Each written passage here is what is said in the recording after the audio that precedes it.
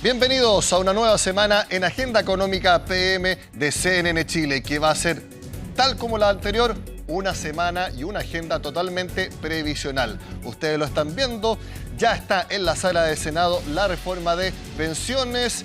Están los parlamentarios y parlamentarias argumentando, dando a entender su punto de vista y luego vendrá la votación. Se espera que se apruebe, no estaría en riesgo la reforma, al menos en esta oportunidad en la Cámara Alta. Eso sí, el escenario en la Cámara Baja, si es que obviamente el proyecto llega hasta allá, es más distinto. Escuchemos qué es lo que está hablando en estos momentos la senadora de Renovación Nacional, Paulina Núñez. 160.000 pesos por bono de reconocimiento y por los años de cotización, insisto, para poder recibir este aumento. Por lo tanto, estamos hablando de recursos que, y los quise graficar de esta manera, yo no veo motivo, sinceramente, para que no logremos aprobar esta reforma hoy día si nuestro voto va a permitir que esos recursos lleguen a quienes hoy día además los necesitan de sobremanera porque están en una edad de jubilación, para los actuales jubilados.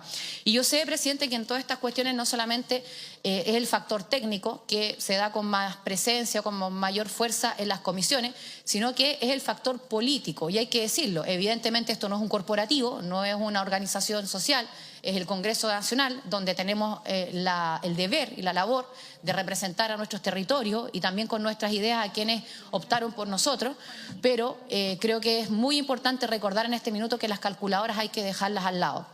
Y hay frases que fueron mencionándose como, por ejemplo, ¿qué va a pasar con los candidatos, con las candidatas presidenciales después de la aprobación de este proyecto?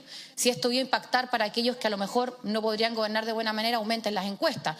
O porque, derechamente, si te diferencias del resto, aunque sabes que lo estás haciendo en contra del aumento de la pensión, puede que te traiga algún rédito. Yo creo, presidente, que estos son los momentos en los que vale la pena estar en la política para poder lograr acuerdos, para poder aumentar las pensiones de los jubilados y evidentemente... Muy bien, ahí escuchábamos a la senadora de RN. Todo indica que aquí hay uno de los votos a favor de esta reforma. Como les digo, todo indica que sería aprobada en la sala del Senado para que pase a la Cámara de Diputados. Sin embargo, el tema que desde un comienzo ha sido el más polémico y que incluso ha provocado un quiebre muy fuerte en la oposición, en la derecha y también en muchos centros de estudio es el 1,5%, este préstamo reembolsable que en los últimos días, especialmente durante el fin de semana, la visión que hay en el Frente Amplio de que a futuro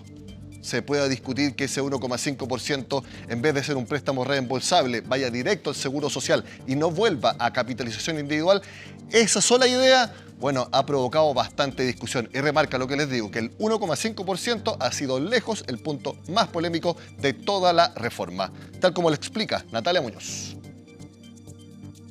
A portas de la votación de la reforma de pensiones en la sala del Senado, las polémicas y palabras cruzadas no cesaron. Horas antes, la timonel del Frente Amplio cuestionaba las declaraciones de la diputada de su colectividad, Gael Jomans, respecto a que en unos años más el 1,5% del préstamo reembolsable incluido en el proyecto quede en el Seguro Social y no en la cuenta individual. Lo que ha dicho la diputada Jomans sí, es una discusión más a largo plazo que tiene que ver con la necesidad de incorporar el Seguro Social y profundizarlo.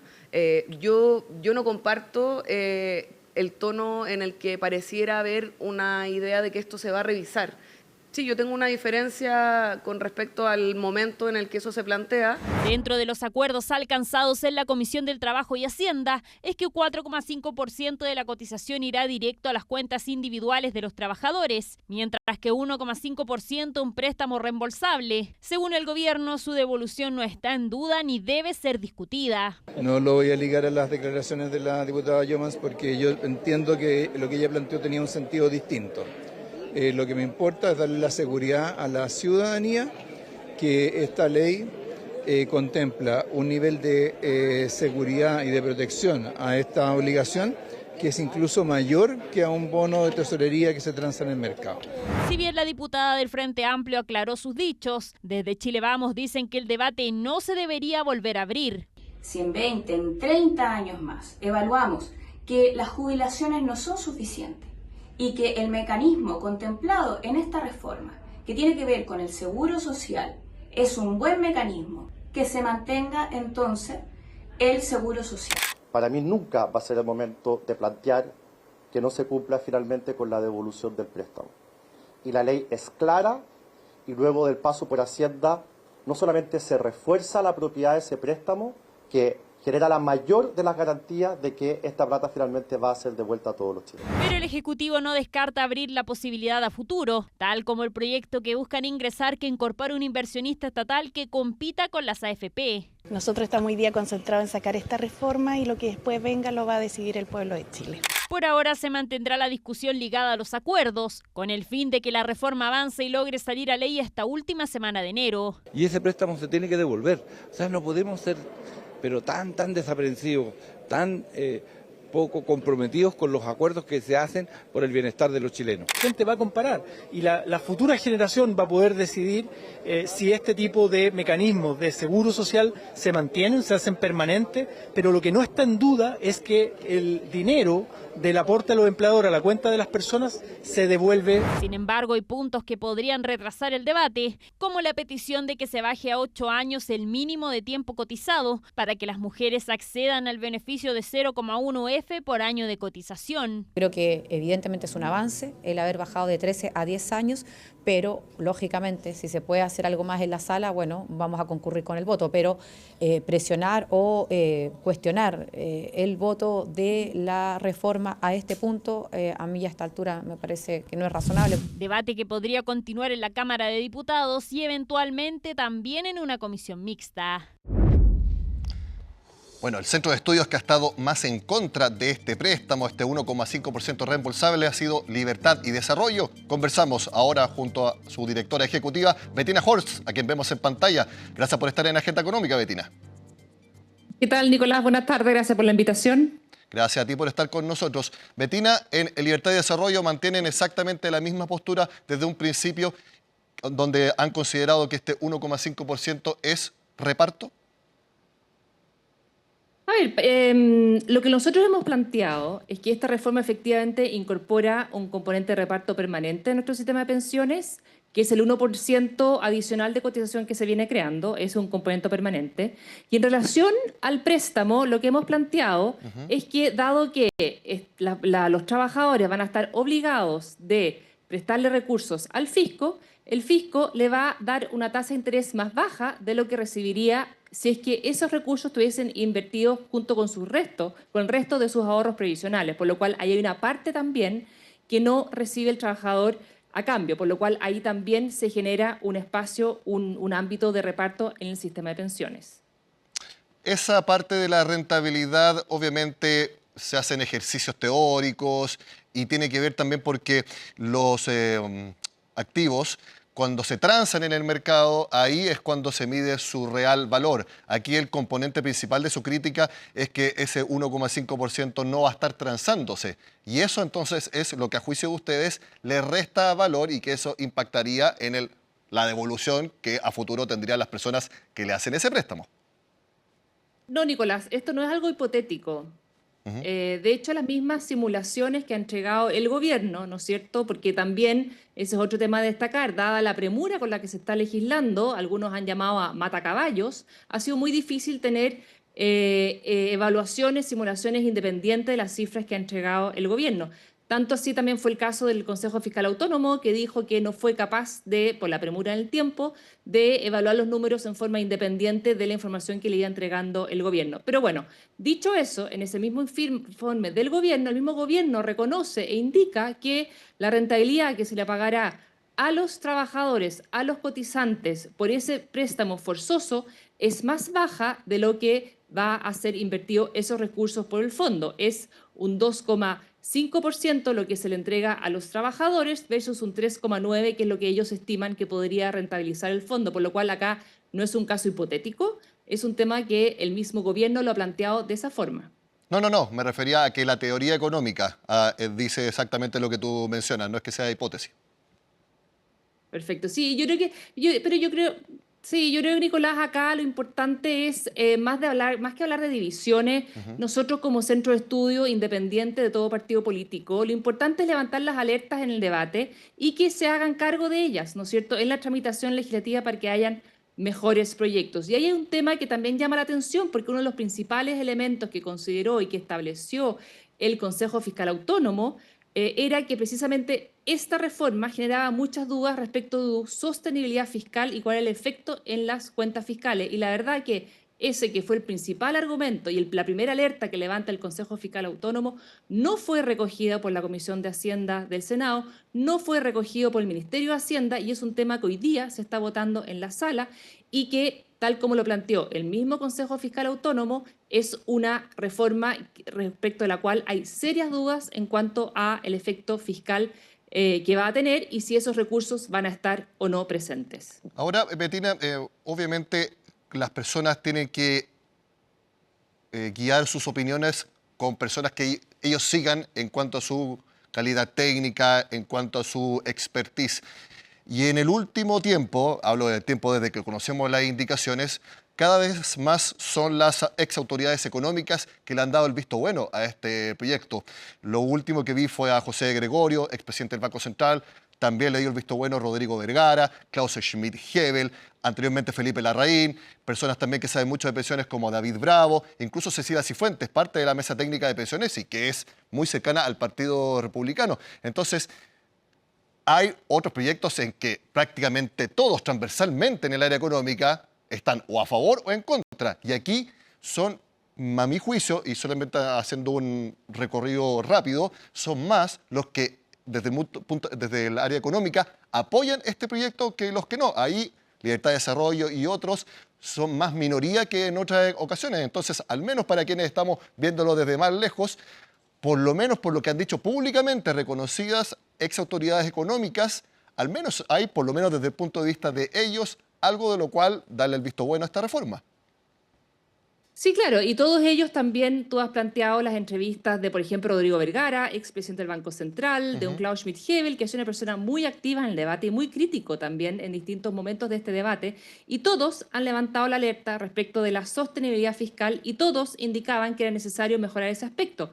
No obstante ello, hoy día eso no ha sido considerado y se sigue legislando en el Senado una reforma respecto de la cual no hay dos miradas en cuanto a el impacto que puede tener las finanzas públicas y las dudas que surgen a partir de su financiamiento en el mediano y largo plazo. Y vayamos un poco más allá, ¿no es cierto? Andrea Repeto, otra economista con la cual en el pasado hemos tenido distintas diferencias, recordemos que ella iba por aprobar la primera propuesta constitucional, yo iba por el rechazo, ¿no es cierto? Ella también levantó la alerta respecto del financiamiento y la estabilidad fiscal, y de eso hoy día nadie se ha hecho cargo, y el Consejo Fiscal Autónomo, que es una entidad también independiente del gobierno de turno, también levantó esa alerta, pero hoy día no se han hecho cargo de ello, por lo cual nosotros seguimos insistiendo que ese es un tema que debe ser abordado, o a lo menos debe darse las explicaciones de por qué se cree que está abordado si todos los análisis independientes del gobierno apuntan en la dirección contraria.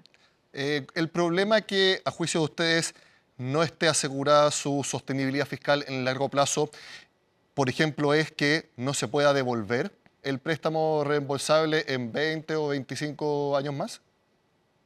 A ver, es que los efectos son múltiples, Nicolás. Primero que nada, acá recordemos que acá lo que se planteó es que esta reforma se va a financiar con los recursos provenientes de la Ley de Cumplimiento Tributario. Ya durante su tramitación, distintos sectores y también el Fondo Monetario Internacional plantearon que lo más probable es que se recaude solo una tercera parte de lo que ahí se planteó. Entonces, ¿cómo nos hacemos cargo de eso? Hoy día el gobierno planteó que había que obligar a los trabajadores a entregarle un préstamo al Estado porque no habían recursos. Pero resulta que esta reforma involucra en los próximos 25 años al menos casi 115.000 millones de dólares en gasto fiscal. Entonces la pregunta que uno se hace, si es que están esos recursos, ¿no será mejor gastarlos de otra forma y no pedirle prestados recursos a los trabajadores, sino más bien con esos recursos mejorar las pensiones directas a los pensionados? Y si es que no tienen los recursos, ¿en por qué se insiste en una reforma que ya está desfinanciada? Bettina, y a juicio tuyo entonces, ¿por qué le dan el visto bueno todos los economistas que estábamos hablando? ¿Es porque prima algo más político, algo más de avancemos de una buena vez, por más que hayan todas estas dudas? A ver, a mí me parece que acá, más que tratar de acallar voces, lo importante es aclarar las dudas, ¿no es cierto? Y eso sí es un tema transversal desde distintos sectores respecto de la premura con la que se está legislando, que también es un tema que distintos sectores de los que tú has mencionado también han planteado y de lo cual el mundo político tampoco se ha hecho cargo. Entonces, la pregunta que uno le queda, esta es una tremenda reforma. ¿Por qué hay que legislar a la rápida? Si es que efectivamente es una reforma consistente y sólida y que por lo cual, a pesar de que se pueda debatir un par de semanas más, es una reforma que va a contar con el respaldo de los distintos sectores. Y deja ponerte un ejemplo. La reforma tributaria de la presidenta Bachelet, ¿no es cierto?, que también fue producto de un acuerdo político transversal, finalmente ha generado ha ralentizado nuestro crecimiento de la economía, ¿no es cierto? Y esa reforma, que también se legisló muy a la rápida, desde que se encontró un acuerdo hasta que fue finalizado su tramitación en el Congreso, pasaron 5 semanas. 5 semanas, más del doble de el tiempo que se quieren tomar ahora para revisar esta reforma. Y recordemos que de esa reforma de ese entonces, después hubo varias reformas que tuvieron que ir corrigiendo temas que quedaron mal resueltos. Entonces, esto no es un gallito político, esto es tratar de buscar y apoyar el discurso y el debate de políticas públicas para que la reforma que se esté aprobando, todos tengan claro qué es lo que se está aprobando y si efectivamente está o no financiada. Mi última pregunta, Bettina, y esto en tu calidad de directora ejecutiva de Libertad y Desarrollo, un centro de estudios ligado a la derecha de nuestro país, tradicionalmente viene alineado con Chile Vamos. Ahora los parlamentarios de Chile Vamos están diciendo algo totalmente distinto a Libertad y Desarrollo. ¿Eso puede provocar algún quiebre en esta historia que han tenido en conjunto siempre? No, eso siempre todos yo creo que hacen un aporte al debate desde distintas lógicas, de distintas miradas. Los partidos políticos tienen una lógica, una mirada, un aporte al debate y también los centros de estudios tienen que cumplir ese rol de independencia precisamente para alertar a aquellas cosas que quizás políticamente no son tan atractivas, ¿no es cierto? Pero con el espíritu de aportar al debate y tener mejores políticas públicas. Bettina Horst, directora ejecutiva de Libertad y Desarrollo. Gracias por tu tiempo con Agenda Económica. Que esté muy bien. Gracias, Nicolás. Buena tarde. Hacemos la pausa y al regreso les contamos de la mayor caída bursátil de la historia. Se trata de la empresa que hasta hoy tenía la mayor capitalización bursátil. Ya no más. Se lo contamos al regreso.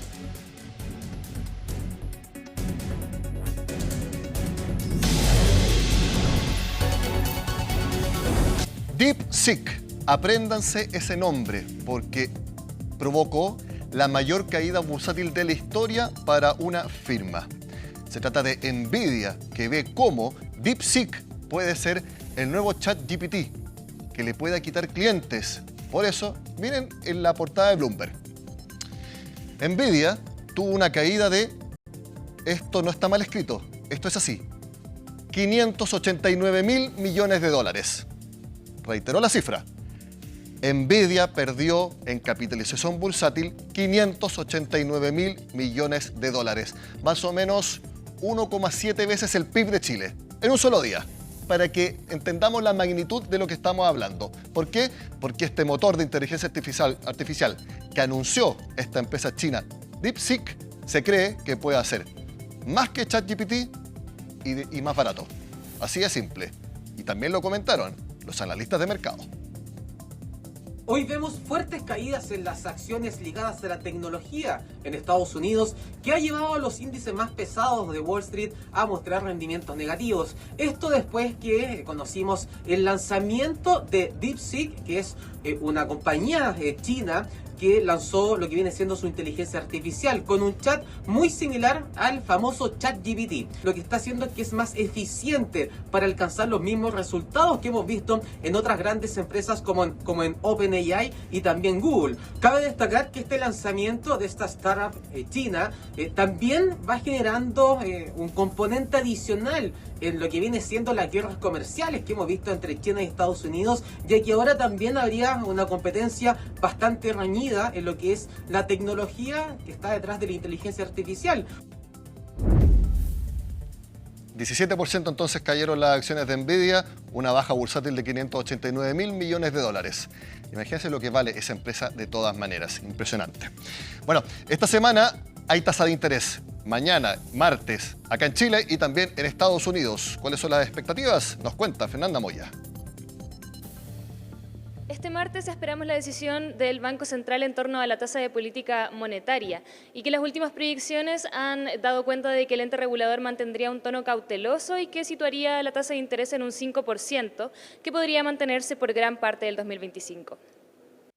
Esperamos que el Banco Central mantenga la tasa de política monetaria en 5% en la reunión del mes de enero, pero sí sugiriendo que todavía las presiones alcistas en inflación se mantienen y con ello esperamos que haya una reevaluación del escenario base en el marco del IPOM del mes de marzo. Y es que una inflación asociada principalmente al alza de las tarifas eléctricas y una incertidumbre en cuanto a la política monetaria a nivel internacional han llevado a que, según expertos, la economía se encuentre estancada. Hoy día estamos viendo una economía que todavía está muy frenada, con bajo dinamismo, por lo tanto hay holguras de capacidad en la economía que van a llevar a que la inflación vaya retrocediendo. Por lo tanto, si bien, ¿no es cierto?, vamos a tener niveles de inflación algo más altos de lo esperado durante la primera parte de este año, durante la segunda parte vamos a ir viendo cómo va retrocediendo. Sin embargo, hay que recordar que nuestra situación financiera es mejor que hace un par de años atrás, y es que hemos observado que las tasas de interés han enfrentado una caída paulatina, llegando incluso el 2022 a un 11,25%.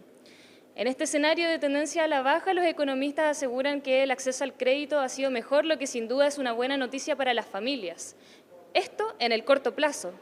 Pero, ¿es una buena idea pensar en una inversión a largo plazo? Yo creo que va a analizar los datos que estén disponibles en ese momento para ver si la reduce marginalmente o la sigue manteniendo constante, cosa que efectivamente están haciendo varios bancos centrales en el mundo. Ahora, esto no cambia mucho las expectativas para las tasas largas, sobre todo la hipotecaria, dado que esas tasas están influidas por la oferta y demanda de capitales a largo plazo. Son días importantes para la economía global, ya que no solo Chile, sino también la Reserva Federal de Estados Unidos espera tener su próxima reunión de política monetaria, la primera del año y la primera con Donald Trump en la administración, un presidente que se ha mostrado determinado por influir en las tasas de interés. La FED también tiene reunión esta semana, también está mostrando un tono más cauto, básicamente porque la inflación en Estados Unidos se ha tornado también algo más persistente de lo que se preveía. Esos productos fundamentalmente de una economía americana que ha mantenido un dinamismo más allá de lo anticipado. Hay una alta correlación entre las tasas de interés en Chile y en Estados Unidos, atendiendo al hecho de que, por ejemplo, ¿no es cierto?, hay movimientos de capitales. Por lo tanto, cuando, por ejemplo, suben las tasas de interés en Estados Unidos, los capitales se mueven allá, las tasas de interés en Chile también tienden a subir. Si bien Trump efectivamente va a estar presionando a la Reserva Federal para que retome ese proceso de bajas de tasa, lo cierto es que la Reserva Federal va a seguir mirando la inflación. El último recorte de la tasa de política monetaria fue en diciembre del año pasado y recién se espera que en el tercer trimestre de este año se pueda observar un nuevo recorte para cerrar diciembre con un 4,5%. Esto cuando se disipen las dudas acerca del escenario internacional y también se vea un descenso en la inflación. La agenda económica de mañana, obviamente, les contaremos lo que decía el Banco Central. La va a mantener, pero le vamos a contar igual los argumentos. Ahí vemos entonces, en la sala del Senado está el presidente José García Ruminot. En algún momento de la noche se votaría la reforma de pensiones. Debiera pasar sin problemas a la Cámara de Diputados, ahí es otra historia. Es lo que estaremos contando la agenda económica de toda la semana y también en CNN Prime, que comienza después de esta pausa y que yo voy a estar con ustedes. Así que nos vemos en un par de minutos.